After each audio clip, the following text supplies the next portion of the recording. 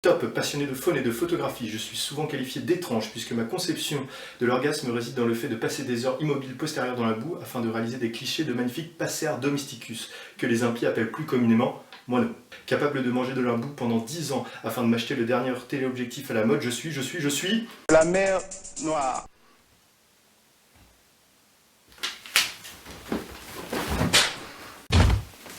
Merci de regarder cette vidéo de propagande écolo sur la photographie animalière. Je m'appelle Luc Stenbach, je suis élève en seconde année à AgroParisTech, une école d'ingénieurs. Alors pourquoi je vous dis tout ça? Eh bien parce qu'il va falloir qu'on apprenne un petit peu à se connaître, puisque dorénavant et durant 1 an, nous allons tenter de vivre l'expérience de l'immersion sauvage. Immersion sauvage, en fait, c'est un projet de documentaire photographique qui a pour but la conception d'un documentaire sur le thème de la faune sauvage et la réalisation de différentes expositions à la suite de mon projet. Durant ce projet qui va durer 1 an, moi je vais mettre à jour un blog qui va vous permettre de suivre notre projet de manière régulière. C'est vrai que quand je dis notre projet, je vais être un peu plus immergé dans la faune sauvage que vous. Cependant, sachez que moi, quand je serai dans ma tente quechua en train de me geler les miches pour attendre des pingouins au lever du soleil en Patagonie, eh bien vous pourrez profiter de toutes mes photos et de toutes mes vidéos tranquille au chaud dans votre couette. Donc c'est quand même sympa. Hein. Je dis aussi que c'est notre projet parce qu'en fait, sans vous, le projet il n'a pas lieu d'exister. C'est vrai que faire un documentaire c'est sympa, mais le regarder tout seul ça devient vite chiant. L'immersion sauvage c'est quand même un projet qui me tient beaucoup à cœur.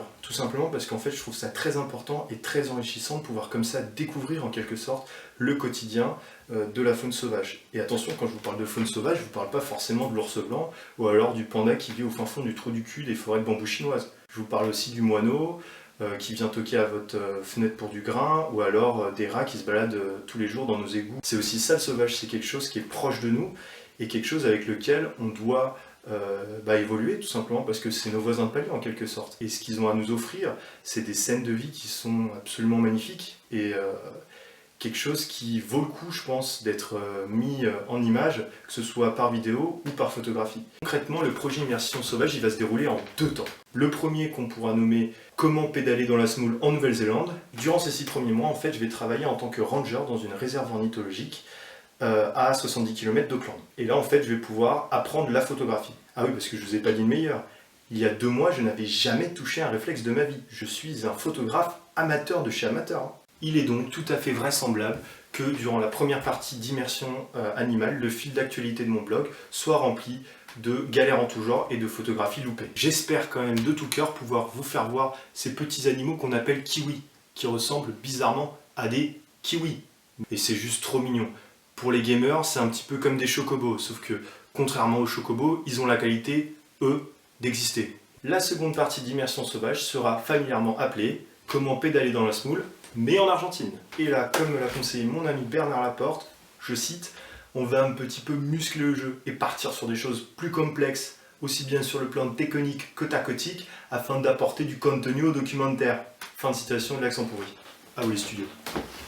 On va commencer par s'arrêter dans la région d'Izuagu, je crois que ça se prononce comme ça, entre le Brésil et l'Argentine. Ensuite, on va faire un petit crochet par la péninsule de Valdez avec tous ces cétacés, ça va être magnifique. Pour terminer, en Patagonie du Sud, où là, on va faire quelques kiffs avec des manchots. J'espère qu'on croisera en chemin plein d'animaux sauvages, mais aussi des personnes avec lesquelles on pourra discuter et partager ce voyage dans l'intimité de nos voisins à poil.